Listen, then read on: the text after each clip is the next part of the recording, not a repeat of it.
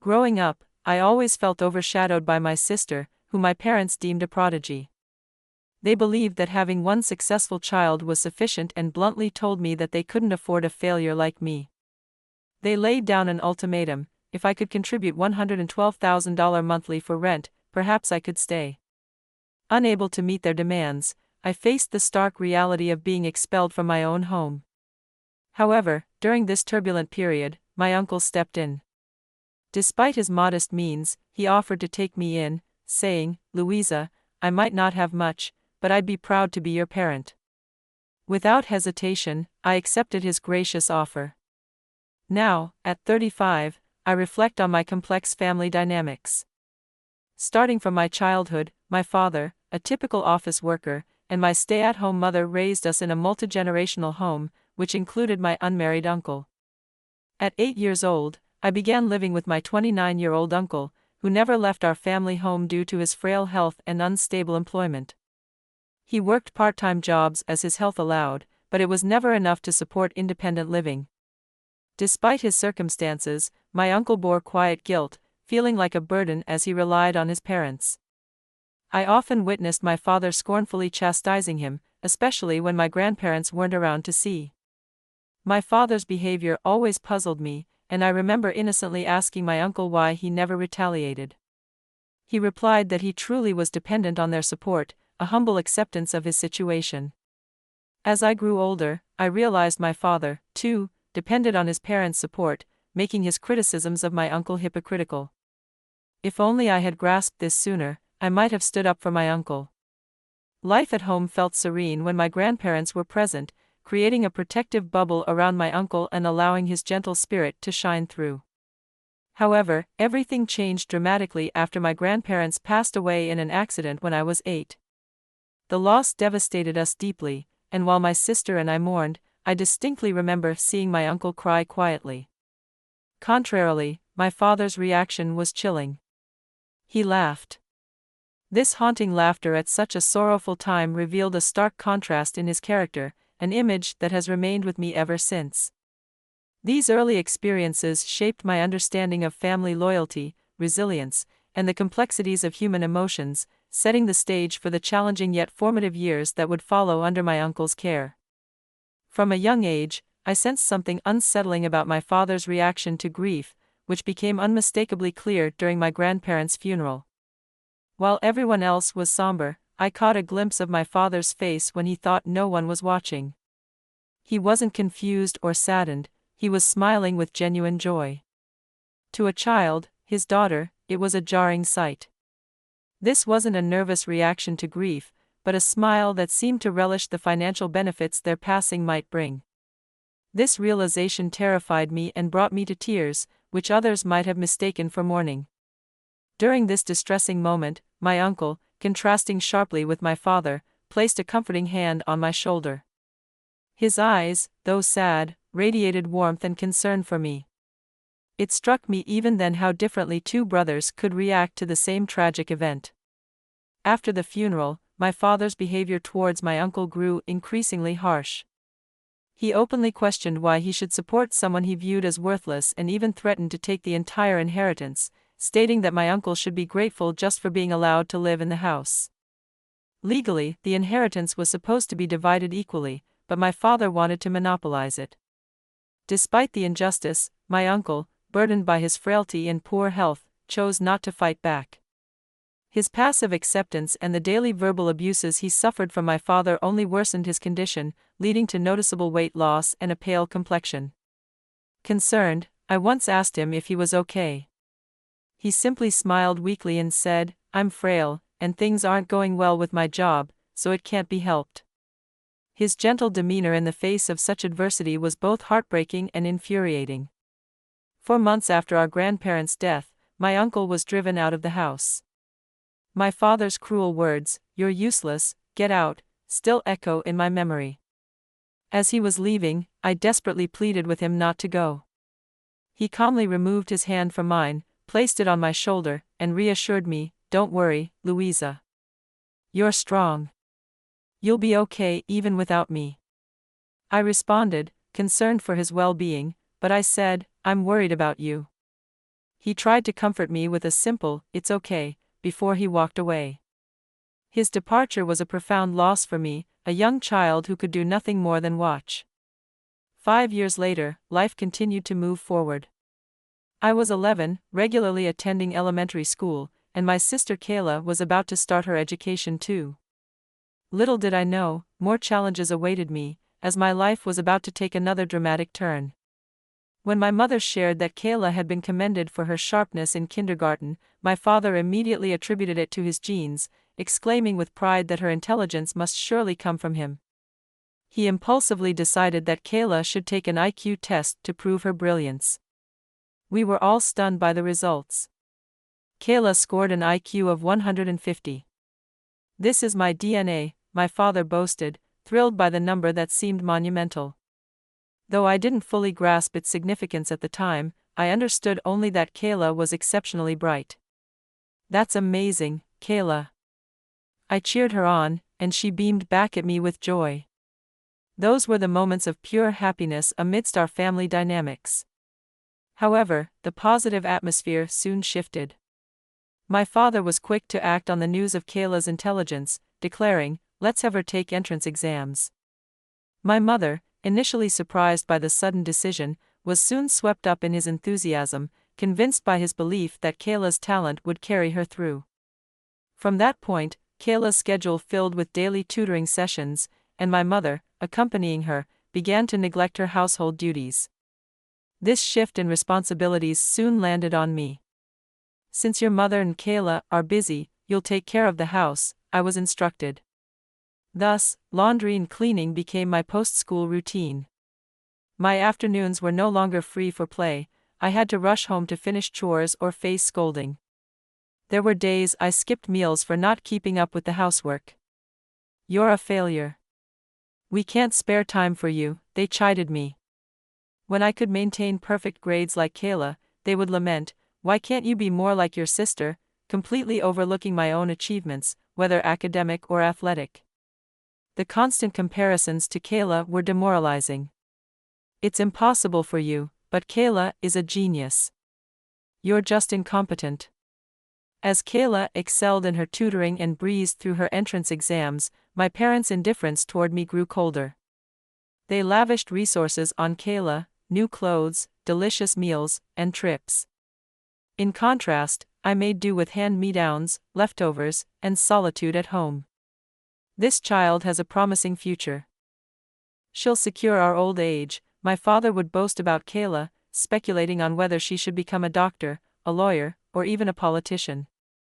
Amidst these discussions, I felt invisible, my presence barely acknowledged. Then, when I was just 15 years old, my parents coldly told me they had decided that having one child was enough. "We don't need a failure like you. Kayla needs a lot of money to develop her talents, so unless you can pay a monthly rent of $1,200, we might reconsider," they stated bluntly. Shocked and unable to comprehend how they could say this, I protested, but they were unmoved. "Contact your uncle for now. Here's some pocket money. Figure it out on your own," they said, handing me a little cash and driving me out of the house. I remember crying and banging on the door, pleading to be let back in, but it remained closed. In utter despair, I headed to the train station. Even at such a young age, I managed to navigate the journey, asking for directions along the way, until I finally arrived at the apartment where my uncle lived. When the doorbell rang at my uncle's apartment, he greeted me with his characteristically kind face, though a look of surprise quickly took over after I stepped inside and shared my heartbreaking story. My uncle couldn't hide his anger. "What are they doing?" he exclaimed. Although his words were not directed at me, I felt a deep sense of guilt for being cast out by my own parents, and tears began to well up in my eyes. In that emotional moment, my uncle placed a comforting hand on my head, a hand I remembered well for its warmth and size, filled with compassion. "It must have been hard, but don't worry anymore," he reassured me gently. However, reality set in as he admitted, "As you see, I'm prone to illness and don't have much income." "I'm poor," he said with a resigned smile. His expression was more resolved than before, perhaps hardened by the distance from my father's toxic influence. Looking directly at me, he offered, I'm poor, Louisa, but if you don't mind, I want to be your parent. I'd like to become your foster father.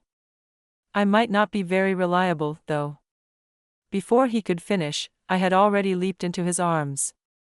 His chest was similar to my father's but radiated a completely different energy, one of security and love. You don't have to worry about anything anymore, he said as I cried with relief, feeling the deep love of a true parent. Life with my uncle was not easy, he was indeed poor and frequently ill, but our home was filled with smiles and laughter, emotions I hadn't felt in a long time. It was a modest household, but warm and full of love. My uncle always praised my efforts regardless of the outcome and encouraged me to keep striving. This support helped me gradually forget about my parents, who had never recognized my worth. Over the years, I grew up healthy and cared for under my uncle's roof. 20 years flew by, and I found myself a 35-year-old woman facing my elderly parents after a long separation. My father, now visibly aged and with thinning hair, greeted me with a smile that seemed to erase the past. Louisa, have you been well? He asked, attempting to bridge years of neglect with casual familiarity. My response was icy, reflecting the unresolved pain. What do you want now? I asked, skeptical of his sudden reappearance. Unfazed, my father suggested, let's let bygones be bygones and get along as a family from now on. His proposal was absurd to me. What are you talking about? Get along as a family? You must be joking, I retorted, hinting at the impossibility of simply forgetting their abandonment. Seeing my resistance, my father's old dismissiveness surfaced. A failure always has a bad attitude. Can't be helped. Maybe it's time to re-educate you, he said condescendingly. That's enough. Please go back home, I firmly replied, stopping him from entering. At that point, my mother chimed in, exacerbating the tension. Louisa, don't be stubborn and accept our help. You surely can't be happy living in such a run-down apartment, she insisted. You have nothing to do with this. Please leave, I responded, my patience wearing thin. No need to be so haughty. Come on, let us in, she persisted. No, just go home, I repeated, standing my ground. Let us in. Go home. Despite their age, my parents pushed with more strength than I had anticipated. It could have been because there were two of them, making it difficult for me to hold them back. We struggled back and forth like children in a game of push and shove, but I managed to maintain my composure until my father tried to cross the threshold into my apartment. That was when I firmly pushed them back. The force of it sent both of my parents tumbling to the ground, landing awkwardly on their backsides. Standing over them, I couldn't hide my frustration. You're so annoying. What did you just say? I'm busy, so can you just leave already? I demanded. How can you speak to us that way? Do you even see us as your parents anymore? They retorted. I stopped considering you my parents the moment you threw me away, I responded sharply. But we took care of you until you were 15, they argued. Until I was 15? The only time I felt truly cared for was when my grandparents were around, I countered. Just because I survived doesn't give you the right to act all high and mighty. As they struggled to their feet, holding their backs, my parents looked much diminished. Despite being in their 50s, they seemed much older, as if in their 70s. You were the ones who said Kayla was enough with your genius daughter. There's no reason for you to come see me now, I pointed out coldly. Well, it's not so simple anymore, my father said grimacing. Did something happen to Kayla? What did she end up in need or something? I asked, half mockingly. She became a lawyer. Well then, there's no problem, right? That's amazing, just what you'd expect from someone with an IQ of 150, I continued, a bit sarcastically. Or so we thought, until she suddenly disappeared, my father revealed, his irritation clear. That's quite surprising, I remarked, genuinely taken aback. As I listened further, it turned out that Kayla had indeed made it through law school, passed the bar exam on her second attempt, and became a fully licensed lawyer. Then inexplicably, she had left a note saying, "I won't be taking care of you too," and vanished. So in short, she's abandoned you. Congratulations, I said dryly. There's nothing to celebrate. That ungrateful child, after all we did to raise her, this is how she repays us, they lamented. Well, I guess that's what happens when love is lacking, I observed. The truth was, while my parents might have lavished my sister with attention, it likely felt more like suffocating control to her. Actually, the company went under, my father added, changing the subject. Given the times, that's not surprising. We barely got any severance pay, and the unemployment benefits are about to run out. That sounds rough, I said, my voice flat and disinterested. That's why we want you to take care of us, they suddenly demanded, erasing any semblance of sympathy for my expression. No, I said firmly. What did you say? How can you just abandon your parents like that? They exclaimed in disbelief. The only real parent I have is my uncle, who has taken care of me since I was 15, I stated firmly, leaving my father speechless. You knew I was living with my uncle when you came to this apartment, didn't you? So why are you acting surprised now? Do you think of him as your father? My father challenged. My uncle, who gave me genuine love, is my true father, I declared. My words made it clear that parents who don't show love aren't truly parents. My uncle might have been sick and weak, but he still worked hard to support and care for me, proving his love through actions, not just words. This left my parents stunned, unable to respond to the truth of my feelings. I worked hard because I wanted to give back for all the sacrifices my uncle made for me. Wait, does that mean you actually have a proper job? My father asked, with a hint of disbelief. Well, kind of, I replied nonchalantly, shrugging my shoulders. Suddenly, my father's grip tightened on my shoulder. Let go of me, I demanded, feeling a mix of anger and embarrassment. You're angry and a bit embarrassed too, aren't you? Please listen to what I'm saying, he insisted. No need to listen. I understand it all. You were lonely, weren't you? You're sulking because only your sister got all the attention, right? But deep down, you're happy to see your parents, aren't you? He suggested, try to read my feelings. Stop creating your own story. Don't worry, from now on, we'll be proper parents and stay by your side. He continued, oblivious to the absurdity of his words. I stared at my parents blankly for a moment, their ridiculous expressions driving me to burst out laughing. Why are you laughing? Is it because you're happy? My father asked, hoping for a positive reaction. Not at all, I said between laughs. Just so you know, in the past 15 years, I never once thought about either of you. Thanks to my uncle, I had a fulfilling life. As my parents stared at me in shock, I went on, actually, I received a scholarship and graduated from university. Oh, really? Then you must have gotten into a good company, my mother said, catching on to the conversation. Yes, I did. I got a job at a well-known big corporation, I affirmed. That's great to hear, my mother replied, a hint of pride in her voice. And through an unexpected connection, I also got married. Oh, well, then I have to meet the groom and give my greetings, she insisted. No, that won't be necessary. He's currently overseas, I interjected. Oh, I see. Wait, what?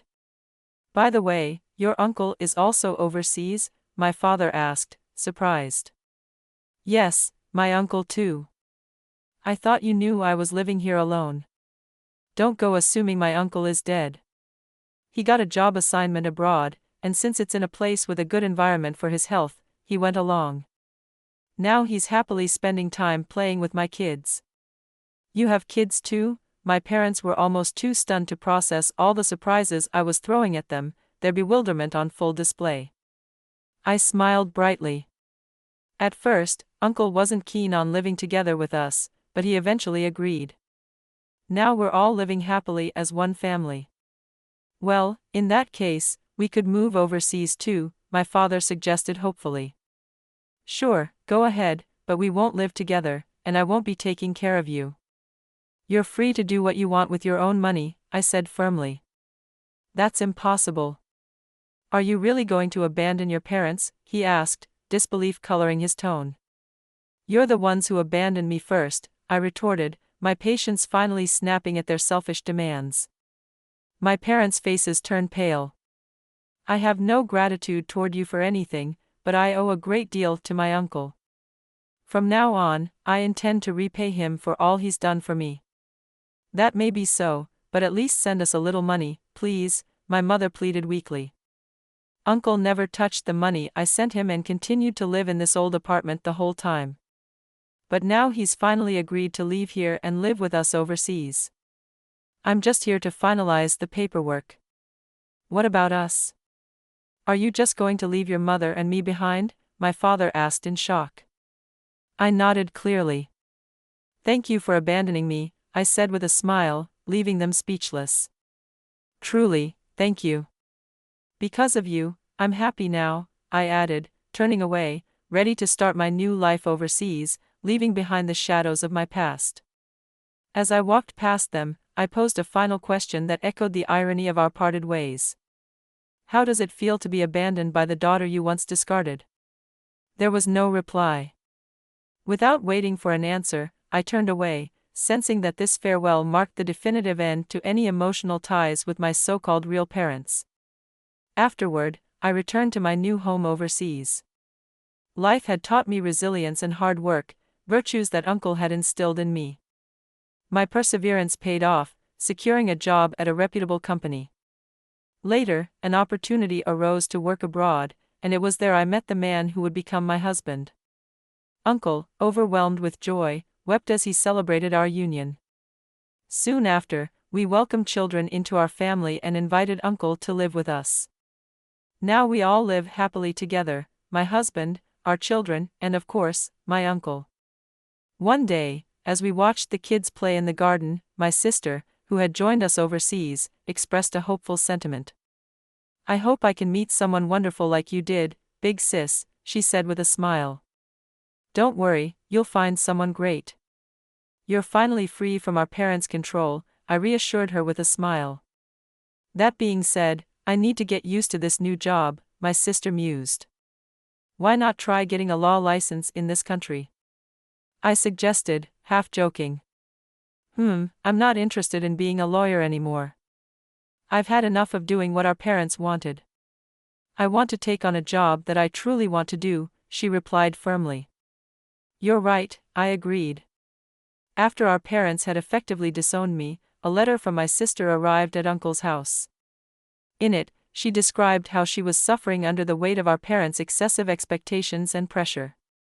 After discussing it with Uncle, we secretly arranged to meet her on her way home from school. We maintained contact without our parents knowing. My sister yearned to live with us, but Uncle's financial situation made it impossible to support both of us. More so, our parents would never have allowed it. She endured living with them until she reached adulthood and could plan her escape. It was a grueling ordeal, but she persevered and finally gained her independence. As our parents were busy celebrating her success as a lawyer, she seized the moment to move out and start her own life with my support. Although she secured a job here, she's struggling to adapt to the new language and environment, but I'm sure she'll be fine. I comforted myself. There's no one more resilient and hardworking than my sister, who withstood our parents' strict upbringing. On another positive note, Uncle was taking new steps too.